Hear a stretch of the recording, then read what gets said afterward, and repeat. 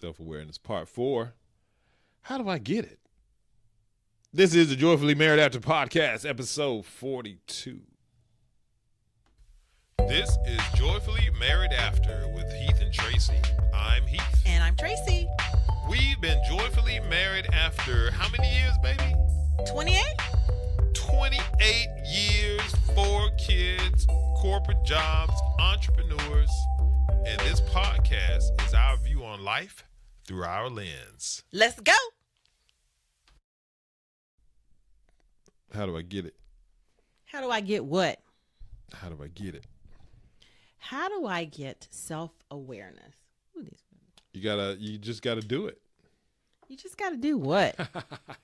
You hear these people talk about all the time. Oh, you got to have this and you got to have that. You need to do this and you need to do that. Okay, what do I need to do? Yeah, I think the first thing you have to do is understand if you don't have a full grasp of these different things about yourself, then you have to go and get feedback from other people, right? And so I think number one, be open when receiving criticism from your family, friends, or your partner. I agree. Mm-hmm. People are going to tell you what they see. Yep. Now, don't get this confused with other people telling you who you are. Right. It's very important. Mm-hmm. But the key is to the people who love you. Correct. Truly love you. Because they're going to tell you the truth. They're going to tell you the truth. Or their truth of what they see. So it's not about accepting and having other people tell you who they are. And no, we're not talking about that. We're talking about people who love you. Right. Saying, this is what I see in you. Yeah. Because at the end of the day, they just want the best for you. Exactly. They want to, and it's not always bad. It's not always critical. Like the example of me saying to Heath, "Oh, you're a dreamer." Mm-hmm. It's not bad because I know who I am. Sure.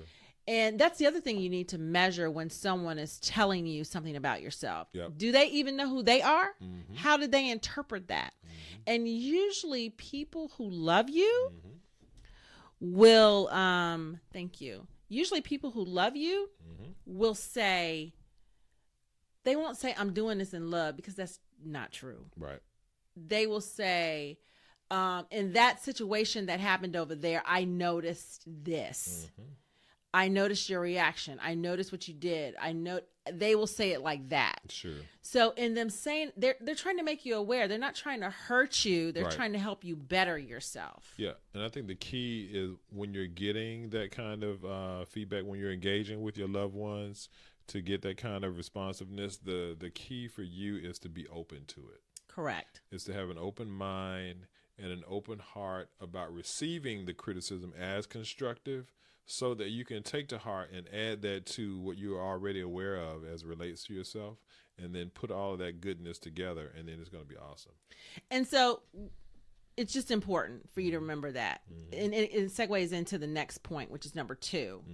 Mm-hmm. Try to look at things from another's point of view. Mm-hmm. Ooh, that's hard. Yeah. We actually talked about that a little bit with that B. Smith podcast that we did. Yeah, we did. Right? We and did. So when you talk about what your episode situation, 38, what your 39, I think it was 38. We're confused. It was 38. I think that what's important is that you put yourself in someone else's shoes, that you look at it from their point of view, because what happens is you can only see things through your lens. Sort of like what we talk about with this podcast. This is our view on life through our lens, right? And so they say that you are the sum total of your experiences. And so when you've done different things and you've had different experiences, then you might bring a richness, a certain level of conversation to certain subject matter where other people who haven't had as many experiences would not necessarily be able to bring. And so if you are open and receptive to that information, is going to make you better. And if you take that same information and extrapolate into what their point of view is, put yourself where they are, and then look through their eyes, through their lens. So if they're looking at you, you're trying to look at them. You're trying to look at you through them. Yeah, I think it's really important in a marriage to do that. And you need to do that on a regular basis. I do that with Heath a lot as far as the work situation is concerned. There are times when I feel like he's disconnected from me, and what I have to do is go to, okay, well, where is he? Right. And I know what it is, but I don't know what it is. Got me working day and night. So I will actually say, hey, baby, what's going on at work? I'm so tired now. And he'll tell me exactly, oh, well, this deal, this is that and the other, or my forecast is such and such and such and such, or whatever. Right. And then it gives me a better understanding so that then I can relate to him and be aware of how he reacts to whatever is going on at work. So it's me learning to be self-aware of how he reacts to issues at work. And now I'm kind of used to it. Yep. But that is one way you've got to stop and look from their point of view. I don't want to badger him. I don't want to say, well, I feel disconnected. We haven't made, and you seem just to be trying to drinking more understand. than I'm just trying to understand. Yeah, you're trying to understand because you need to convey some information to me. But before you do that, you need to understand what's happening with me. I need to know what's going on here. So now once you do that and help me through that, now you can talk with me about what's happening, right? Bringing me in. And so now you say, hey, you need to be aware of this is what's going on with your people. Okay, this is what's going on with the house. Okay, hey, so-and-so, I talked to one of your kids today, and this is happening. But you can't even get there with someone when they've got all this other stuff going on. So I have to stop, figure out what's going on, put myself in his shoes. Right. Okay, that sucks. Right. I'd be drinking too. I'd be not paying attention to me too. And then move forward from there. Yep. So whenever you get to an issue in your relationship, you want to stop first and think, okay, I know my husband, I know my wife, I know my partner. Something's wrong. Yep. Okay, let me get in their shoes. Right. And if I wasn't paying attention to him or her, what would be my issue? And then you ask the question. Yep. What's going on, babe? You don't say, you're not paying attention to me. What's going on? No, you just say, hey, you seem a little, preoccupied. Is something I can help you with? Is everything okay at work? Yep. How did that deal go? Whatever. Yep. You open your mouth and you don't accuse. You open your mouth from a point of understanding their point of view. There you What's go. number 3, babe? There you go. Well, there's always room for improvement. Woo. So you want to seek out that information. Fearlessly. Seek it out like it's not going to hurt you. No right? fear. And I think that's something that, especially when you're young or younger in your marriage, sometimes it takes a little longer to really get that and understand that and to wrap your mind around that, is that anytime you can gather information that's going to make you better, it's not a big deal. It's not something that will hurt you, right? And the saying goes that if it doesn't kill you, it makes you stronger. I think this is a great example of that, right? If you're gathering information, you're seeking feedback from your spouse, from your family, from your significant other. What you want to do is take that, right? And even if you're like me, maybe, and you don't have the thickest skin, over time you kind of build that up. You build it up more. And you being married to me, you become indoctrinated into understanding that it's just constructive criticism. It's just observations. It's just information that can help you get from where you are to where you want to go. It's going to be helpful for you in the long run. So take it. He's talking to himself, y'all, because deep down inside he thinks he's perfect. That's not what I'm talking about. I mean, I know. I'm just telling everybody. People that know me know I'm. He thinks he's perfect. Certainly, all about improvement, self-improvement, and positivity. And so, from that perspective, there's something that you learn along the way, that there's always room for improvement, and that you want to get a little bit better every day, every week, every year. So that's a concept that I talk with my sons very frequently, about the concept of what the Japanese call kaizen. Kaizen. And so the concept is that if you want to get 20% better in whatever it is that you're doing, over the course of a year. That you can't go from one place one day to 20% better the next day. No. But if you make minute improvement each day, if you get a little bit better tomorrow than you were today, and you get a little bit better the next day than you were the previous day, when you look up at the end of the year or the end of whatever that period is, you'll be at that 20%. Yes, she will. And so the concept of Kaizen certainly is applicable to marriage, to personal improvement, or anything else that you're doing. Yeah, open your mouth, ask the question, and release any fear around what the answer is going to be. Don't be scared. Number 4, ask someone that loves you. This goes back to number 1, family, friend, for advice and constructive criticism. Yeah.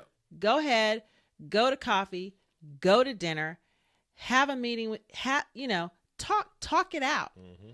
Talk it out. Or if there are things like what I know about myself as far as my temper, sit down and have a conversation with someone around it. I've had this conversation with my mother, and it was different because someone that's known you all your life to say, to say, I've known you were like this and you've been like this, and it's something you need to work on because I see it affecting people that you love. And you're like, she told me how my children were afraid to fail because of just living with me.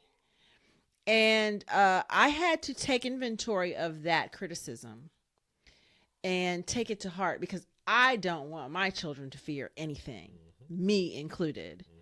So that was pretty recently too. And I really had to hone in on reining that in a little bit because it's not true. It's something they just kind of saw, and the level of excellence that they think was expected of them and the pressure that comes with that.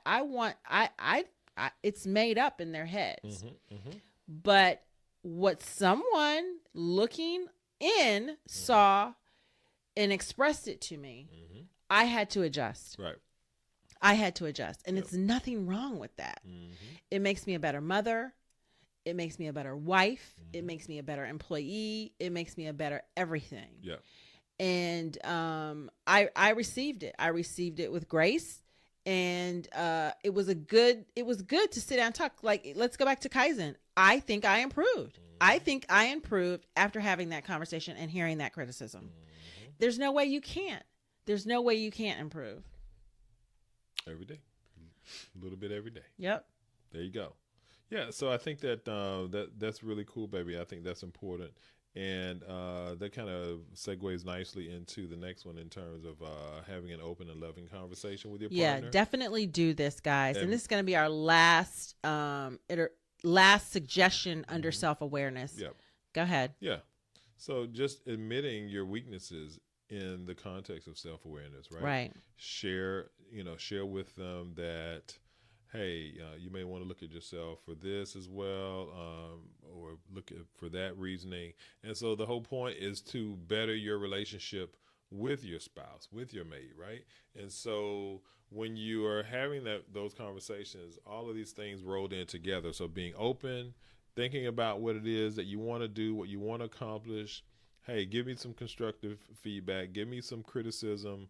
Tell me about what I'm doing wrong, and give me a heads up as to the things that I do right, the things that I'm strong in, and let me see if that jives with what I was already thinking. Okay, I found a couple points that didn't jive. Okay, so let me make a note of that, and let me have some time to reflect on that. Right. Putting all of that together, and as you are improving yourself, again, it always comes back to self, right? When we're talking about this concept of self-awareness and in the structure of marriage intelligence, it comes back to you and you being a better person, which is going to enable you to be a better spouse, which is going to enable you to be better in your life. And so that's what we're all about. Yeah, I think it's important to make sure that you're bettering your relationship, to not have any fear, to discuss these personal issues around self-awareness with people you love, and understand that there is improvement in all of that. We want to thank you for joining us for this self-awareness series, the first of many around marriage intelligence. Yes. And we'll look forward to beginning a new series next week. Next week, we're going to talk about compassion, and we can't wait to share it with you.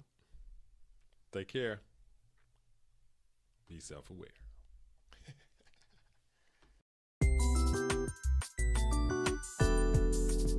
Thank you for joining us today. Tune in weekly as we share more tips on being joyfully married after. And join the conversation at heathandtracy.com.